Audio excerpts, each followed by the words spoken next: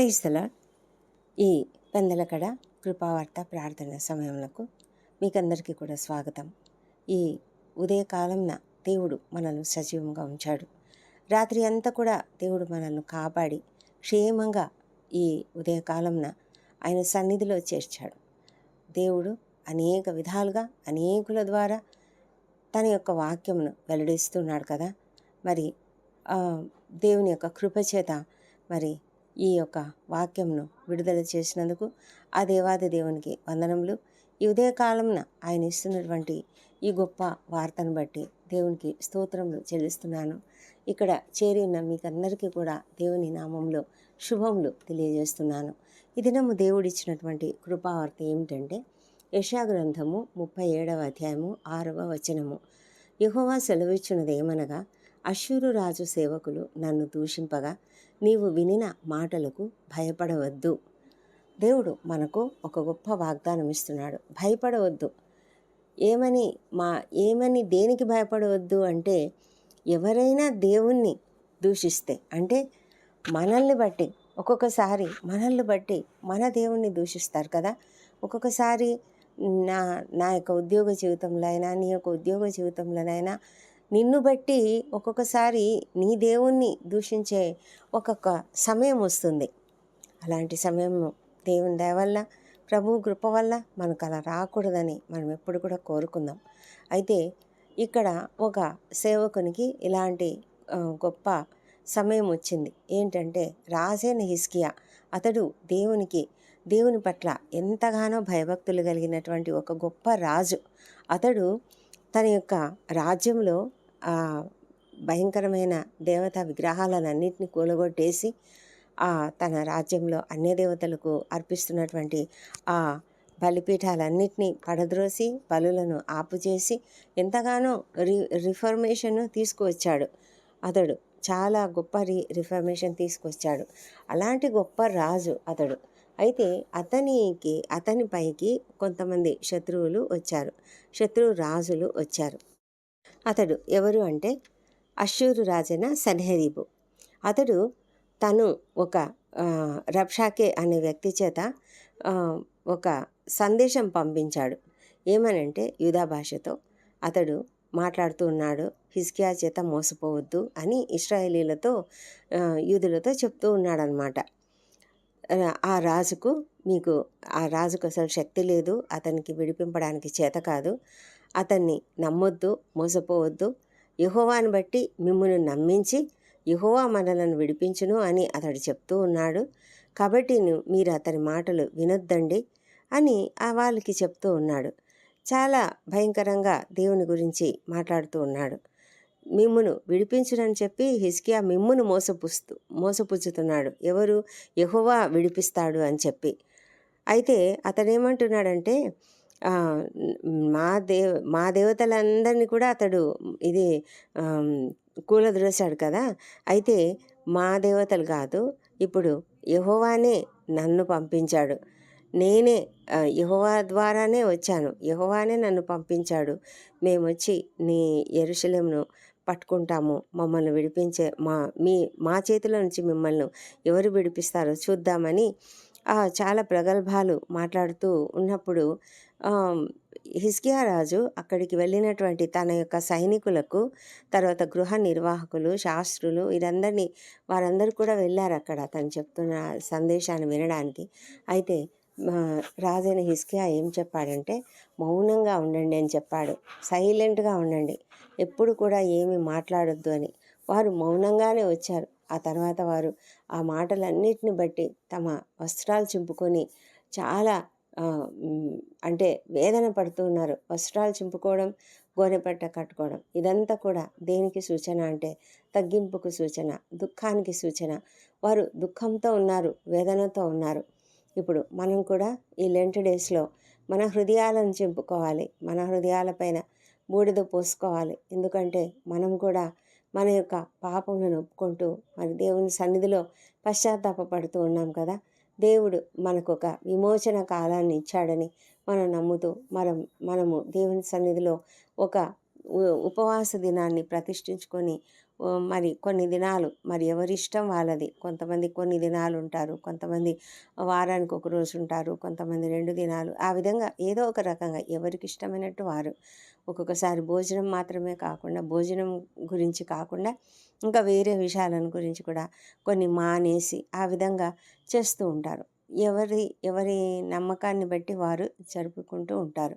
అయితే ఇక్కడ వీరు కూడా చాలా దుఃఖంతో ఆ శత్రురాజు పలికినటువంటి మాటలు, ముఖ్యంగా దేవుని గురించినటువంటి మాటలతో వారంతా హర్ట్ అయ్యారు. చాలా హర్ట్ అయ్యి వాళ్ళు మరి రాజైన హిజ్కియా దగ్గరికి వస్తున్నారు. ఎలాగంటే తమ బట్టలు చింపుకున్నారు, గోనెపట్ట కట్టుకున్నారు. మరి వాళ్ళు కూడా ఆ మాటలు హిజ్కియా దగ్గరికి వచ్చి చెప్పినప్పుడు హిజ్కియా తన బట్టలు చింపుకొని గోనెపట్ట కట్టుకొని మొట్టమొదట అతడు ఏం చేశాడంటే యెహోవా మందిరానికి వెళ్ళాడు. అతడు చేసిన మొట్టమొదటి పని ఏంటంటే యెహోవా మందిరమునకు వెళ్ళాడు. మరి నీవు నేను మరి ఏం చేస్తున్నాం? మనం ఇలాంటి దుఃఖకరమైనటువంటి భయంకరమైనటువంటి వార్త విన్నప్పుడు, మన పైకి ఎవరో శత్రువు వచ్చాడు, లేకపోతే మనకు ఒక భయంకరమైన విషయం జరిగింది, మన ఆస్తులన్నీ పోయాయి, లేకపోతే మనము ఏదైనా దుర్వార్త విన్నాము, లేకపోతే మన బిజినెస్లో లాస్ వచ్చింది, ఇలాంటివి ఏవైనా భయంకరమైన వార్తలు విన్నప్పుడు, లేకపోతే మనకేదైనా భయంకరమైన వ్యాధి ఉన్నదని ఏదైనా వార్త విన్నప్పుడు, అప్పుడు మన మన హృదయంలో ఎంత కలత చెందుతాము, ఎంత వేదన చెందుతాము, ఎంత భయపడతాము కదా. మనకిప్పుడు శత్రువులు ఎవరున్నారు? సాతానే కదా. సాతాను మనపైన రకరకాలుగా దాడి చేస్తూ ఉంటాడు. ఏ మనిషి కూడా సంతోషంగా ఉండడం వాడికి ఇష్టం లేదు. ఎవరైనా దేవుణ్ణి నమ్మినటువంటి బిడ్డలు సంతోషంగా ఉన్నారు అంటే వారిపైన ఏదో ఒక రకమైన దాడి జరుగుతూ ఉంటుంది. యోబు జీవితంలో ఎలాంటి దాడి జరిగింది? యోబు సంతోషంగా ఉన్నాడు. యోబు ఎంతో భయభక్తులతో ఉన్నాడు, యథార్థవంతుడుగా ఉన్నాడు, నీతిమంతుడుగా ఉన్నాడు. అనుదినము తన కొరకు, తన పిల్లల కొరకు, ఒక్కొక్కళ్ళ కొరకు కూడా అతను ప్రత్యేకంగా బలులు అర్పిస్తూ పాపక్షమాపణ ప్రార్థనలు చేస్తూ గడుపుతున్నటువంటి ఆ వ్యక్తి పైన సాతానుడు ఎలాంటి దాడి చేశాడో మనం చూసాము.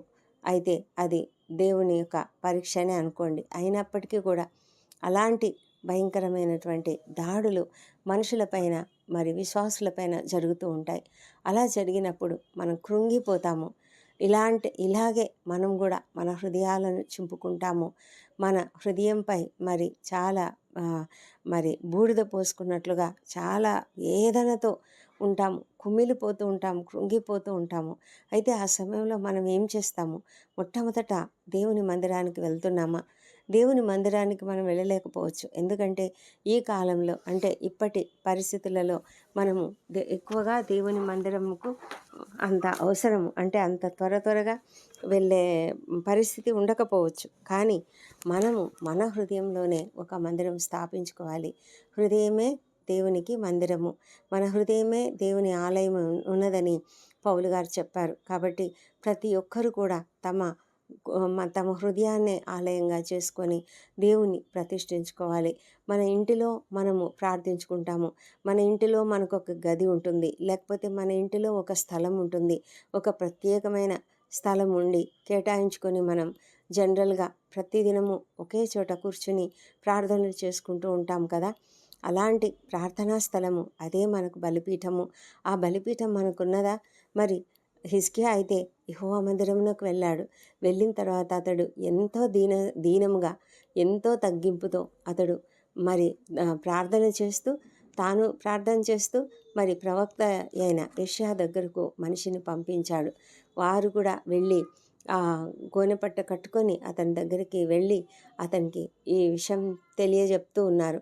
ఏంటంటే ఎలాంటి గొప్ప భయంకరమైన దినం వచ్చింది మాకు, ఎందుకు ఇంత భయంకరమైన దినము, ఇది శిక్షయు దూషణయు గల దినము. మరి జీవం గల దేవునినే వారు దూషిస్తున్నారు. అష్షూరు రాజు యొక్క పనివారు, మరి వారు ఇంత భయంకరంగా పాపం చేస్తున్నారు. వారు మరి భయంకరంగా మన దేవుణ్ణే దూషిస్తున్నారు. ఈ పరిస్థితి ఇలా వచ్చింది అని యెషయాకు విషయం చెప్పడానికని వెళ్ళినప్పుడు ప్రవక్తనే యెషయా అక్కడికి వెళ్ళిన తర్వాత మీరు కూర్చోండి, నేను ప్రార్థన చేస్తాను, తర్వాత చెప్తానని చెప్పలేదు. ఎందుకంటే అప్పటికే దేవుడు వినలేదని వీళ్ళు అనుకుంటున్నారు. ఒకవేళ విన్నాడేమో అని మరి హిజ్కియా అంటున్నాడు. ఏమంటున్నాడంటే, హిజ్కియా రాజు పంపించిన మనుషులు ఏమంటున్నారు, నీ దేవుడైన యెహోవా ఒకవేళ ఆలకించి, అంటే ఆ పనికిరాని మాటలు, ఆ రబ్షాకే అనే అతను పలికినటువంటి మాటలు ఒకవేళ యెహోవా విన్నాడేమో, విని ఆలకించి ఉన్నట్లయితే మరి ఆ మాటలను బట్టి ఆయనకు వినబడి ఉన్న ఆ మాటలను బట్టి ఆయన ఆ రాజును గద్దిస్తాడేమో, దయచేసి నువ్వు ప్రార్థన చేయవా అని అడగడానికి యెషయా ప్రవక్త దగ్గరకు వారు వెళ్ళారు. అవును, ఈ రోజుల్లో మనం కూడా ఒక్కొక్కసారి దైవ సేవకుల దగ్గరికి వెళ్తూ ఉంటాము. అనేక మంది దైవ సేవకులు మనకు అందుబాటులో ఉంటే పర్వాలేదు, వారు మన కొరకు ప్రార్థన చేస్తారు. అయితే కొంతమంది సమయానికి అందుబాటులో లేకపోవచ్చు. కనుక మనము ఎవరి గురించి కూడా వెయిట్ చేయవలసిన అవసరం లేదు. మనము దేవుని సన్నిధిలో, మన హృదయము ఆలయము, మన ఇల్లే ఒక ఆలయము, మన ఇంట్లో మనకొక స్థలం ఉన్నది. ఆ స్థలంలో మనం కూర్చుని ప్రార్థన చేయడం అనేది చాలా ప్రాముఖ్యమైన విషయం. మొట్టమొదట దేవుని సన్నిధిలో మనం గడపాలి. హిజ్కియా రాజు ఏ విధంగా తన మందిరానికి వెళ్ళి తన దేవునికి ప్రార్థన చేశాడు, అదేవిధంగా మనం కూడా మొట్టమొదట దేవుని సన్నిధిలో ప్రార్థన చేయాలి. అదేవిధంగా ఒకవేళ అవసరమైతే మనము దేవుని సేవకులకు ఎవరికైనా చెప్పవచ్చు. అయితే ఇక్కడ జరిగినటువంటి విషయం ఏంటంటే, అక్కడ రబ్షాకే అనే ఒక వ్యక్తి శత్రురాజు యొక్క సేవకుడు అతడు పలికినటువంటి ఈ మాటలు ఎలాంటి మాటలంటే అహంకారపూరితమైనటువంటి మాటలు, దేవుణ్ణి దూషించేటువంటి మాటలు. అలాంటి మాటలు అతడు మాట్లాడితే అది వెంటనే దేవుడు విన్నాడు. వీళ్ళు అనుకుంటున్నారు ఒకవేళ విన్నాడా, ఒకవేళ విని ఉంటే అని అనుకుంటున్నారు. కానీ ఆయన ఎప్పుడో విన్నాడు. వాళ్ళు అప్పుడే మాట్లాడుతుండగానే విన్నాడు. ఎందుకంటే దేవుడు అక్కడే ఉన్నాడు కదా. దేవుడు ప్రతి చోట ఉంటాడు, ఎక్కడైనా ఉంటాడు. మన శత్రువులు మన గురించి తప్పుడు మాటలు మాట్లాడుతూ ఉంటే దేవుడు వింటూ ఉంటాడు. కాబట్టి మనం అసలు భయపడవలసిన అవసరమే లేదు. మనల్ని బట్టి దేవుణ్ణి దూషిస్తే దేవుడు మన పక్షంగా వారికి ప్రతీకారం చేస్తాడు. కాబట్టి మనం అస్సలు ఎప్పుడు కూడా దేని గురించి కూడా భయపడవలసిన అవసరం లేదు. ఎవరైనా మన గురించి ఎన్ని నిందలు వేసినా, ఎన్ని అవమానకరమైన మాటలు మాట్లాడినా, దేవుణ్ణి మాట్లాడినా కూడా మనమేమీ జవాబు కూడా ఇవ్వవలసిన అవసరం లేదు. మనము సపోర్ట్ చేసుకోవాలి, మనల్ని మనము సపోర్ట్ చేసుకొని మనల్ని మనం సమర్థించుకుంటూ ఏవేవో మాటలు మాట్లాడుతూ ఉంటాం కదా. అలాంటి మాటలన్నీ కూడా మాట్లాడవలసిన అవసరమే లేదు. ఎందుకంటే దేవుడు అప్పటికే విన్నాడు. అందుకే వెళ్ళిన వెంటనే యెషయా ప్రవక్త వారికి జవాబు చెప్పేస్తున్నాడు. దేవుడు అప్పటికే అతనితో చెప్పేశాడు. ఏమనంటే, మీ యజమానికి ఈ మాట తెలియజేయడి, యెహోవా సెలవిచ్చినదేమనగా, అష్షూరు రాజు సేవకులు నన్ను దూషింపగా నీవు వినిన మాటలకు భయపడవద్దు. ఆ రబ్షాకే అనే అతను నన్ను దూషించాడు కదా, అయితే ఆ మాటలకు నువ్వు విన్నావు, ఆ మాటల్ని, వాటిని బట్టి నువ్వు భయపడొద్దు. నువ్వు అస్సలు భయపడవలసిన అవసరం లేదు. అసలు ఈ యుద్ధం కూడా నువ్వు చేయవలసిన అవసరమే లేదు. అసలు అతడు యుద్ధానికే రాడు. ఎందుకంటే అతడు ఒక వదంతిని విని వెనక్కి వెళ్ళిపోతాడు, నీ దగ్గరికి రానే రాడు, నీ పైకి యుద్ధమే చెయ్యడు అతడు అని దేవుడు సెలవిచ్చాడు. ఎంత గొప్ప సంగతి కదా. దేవుడు మనము అడగక ముందే మనకు జవాబును సిద్ధంగా ఆయన రెడీగా పెట్టి ఉన్నాడు. మనం అసలు అడగకముందే దేవుడు మనకు జవాబును సిద్ధంగా ఉంచుతాడు. మనం భయపడుతూ ఉంటాము, అయ్యో అయ్యో అని. కానీ మనము ఎంతో భయపడవలసిన అవసరం లేకుండా దేవుడు మనకు సిద్ధంగా తన జవాబును సిద్ధంగా ఉంచుకుంటాడు. తాను చేయవలసిన పని తాను చేస్తూనే ఉంటాడు. మనకు కావాల్సిన ధైర్యంను ఆయన మనకిస్తాడు. అందుకే దేవుడు చెప్తున్నాడు, భయపడవద్దు అని. యెషయా ద్వారా రాజుకు ఒక అభయాన్ని దేవుడు ఇచ్చి పంపించాడు. కనుక హిజ్కియా రాజు ధైర్యం తెచ్చుకున్నాడు. మరి మన జీవితంలో కూడా దేవుడు, మనము భయపడుతూ ఉన్నాము, మనం ఏదైనా ఒకటి అడిగామేమో దేవుణ్ణి, మన శత్రువులను గురించి భయపడుతూ ఉన్నాము. అయితే దేవుడు మనకు వెంటనే జవాబును సిద్ధం చేసుకొని ఉన్నాడు. మనకు వెంటనే జవాబు ఇస్తాడు. మనకు తప్పకుండా సహాయం చేస్తాడు. మనకు అభయం ఇస్తాడు. ఆ అభయం మనం కలిగి ఎటువంటి భయము లేకుండా మనం జీవించవచ్చు. ఎప్పుడు అంటే మనం మొట్టమొదట దేవుని దగ్గరకు వెళ్ళి అడిగినప్పుడు, మొట్టమొదట దేవుణ్ణి ఆశ్రయించినప్పుడు మనం తప్పకుండా దేవుని యొక్క జవాబును పొందుకుంటాం, ధైర్యమును పొందుకుంటాం. ప్రతి శత్రువును కూడా మనము జయించగలుగుతాము. ప్రతి పరిస్థితిలో కూడా విజయమును మనము పొందుకోగలుగుతాము. దేవుడు ఈ కృపావర్తను దీవించునుగాక. ఈ ఉదయకాలంన ఈ ప్రార్థన సమయానికి మరి ఈ చక్కటి వాక్యము వినడానికి దేవుడు మనకందరికీ కూడా కృప ఇచ్చినందుకు ఆ దేవాది దేవునికి వందనములు. మరి ఈ ఉదయకాలము ప్రార్థనలలో పాల్గొంటున్నటువంటి ప్రతి ఒక్కరు కూడా దేవుని సన్నిధిలో ప్రార్థిస్తుండగా మరి మీరందరూ చేరవచ్చినందుకు మీకందరికీ కూడా దేవుని నామములో వందనములు. మనము మన కొరకు, మన పరిస్థితుల కొరకు, ఇతరుల కొరకు కూడా మనం ప్రార్థన చేద్దాం. పరిశుద్ధుడా, ప్రేమ కలిగినటువంటి మా ప్రియ పరలోకపు తండ్రి, నీకు వందనములు తండ్రి.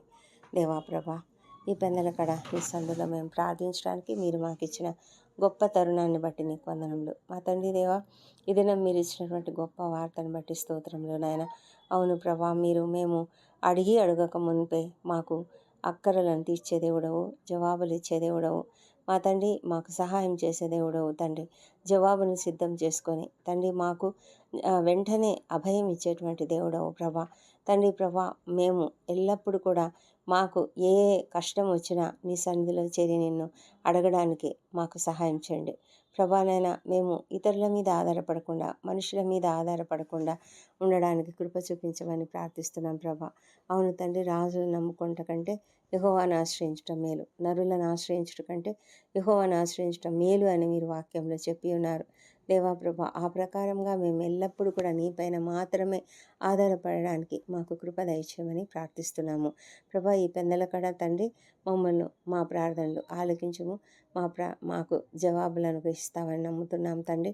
మా అపరాధములను క్షమించండి. ఇతరులు మేడలా చేసిన అపరాధములను మేము కూడా క్షమిస్తున్నాము తండ్రి ప్రభా. ఈ దినము మా ప్రయాణాలలో మాకు క్షేమమును, భద్రతను అనుగ్రహించండి. మా ఉద్యోగ జీవితాలలో మేము నీకు మహిమకరంగా వాడబడుటకు కృప చూపించమని వేడుకొంచున్నాము. ఈ దినానికి మాకు కావలసిన ప్రతి జ్ఞానమును అనుగ్రహించండి ప్రభా. ఈ దినం మేము ఎవరితో మాట్లాడాలో, ఎలా మాట్లాడాలో ప్రభా, ఏ పని చేయాలో తండ్రి, ప్రతి విషయంలో కూడా మీరు మీ యొక్క నడుపుదల దయచేయమని ప్రార్థిస్తున్నాం తండ్రి. తండ్రి, నీవే గొప్ప దేవుడవు, దయగల దేవుడవు నాయన. ప్రతి విషయంలో నాయన మీరు మాకు కావలసినటువంటి జ్ఞానంను అనుగ్రహించి ప్రభా, మరి మా నోటిలో మీరుండి మీ మాటలు మా నోట ఉంచమని ప్రార్థిస్తున్నాం ప్రభా. మేము ఎవరితో మాట్లాడినా క్షేమాభివృద్ధి కలిగించే మాటలే మాట్లాడాలి తండ్రి. మరి ఎవరితో కూడా శత్రుత్వం అనేది లేకుండా కాపాడమని వేడుకొంచున్నాము దేవా. విద్యార్థులను దీవించండి ప్రభా. వారు ఎంతో కష్టపడి చదువుకుంటున్నారు. వారి చదువులలో మీరు తోడుగా ఉండి చక్కగా పరీక్షలు రాయడానికి కృప చూపించండి మా ప్రభా తండ్రి. మరి ఏ సబ్జెక్టులో వారికి జ్ఞానము కొదువగా ఉందో ఆ సబ్జెక్టులోనైనా వారికి ధారాళమైనటువంటి జ్ఞానము అనుగ్రహించునైనా వారు నీ సన్నిధిలో అడిగి ప్రార్థించి పొందుకున్నట్లుగా కృప చూపించమని కూడా ప్రార్థిస్తున్నాము దేవా ప్రభా. మరి మంచి ఉత్తీర్ణతను పొందుకొనుటకు కృప చూపించండి.